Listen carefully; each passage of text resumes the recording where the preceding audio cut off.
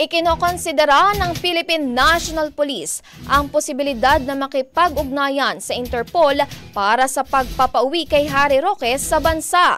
Ito ay kasunod ng inilabas na warrant of arrest ng Korte sa Angeles City, Pampanga, kaugnay ng kasong qualified trafficking in persons na isinampa laban kay Roque kasama si Cassandra Leong at 49 na iba pa.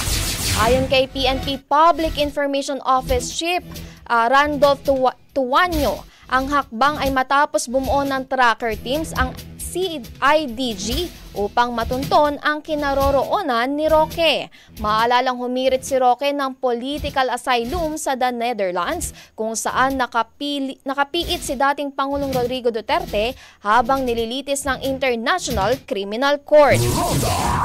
Ang bahaging ito ay hatid sa atin ng Yummyvit ES2 Oral Drops. Simulang tuparin ang pangarap ng iyong anak. And stunting now!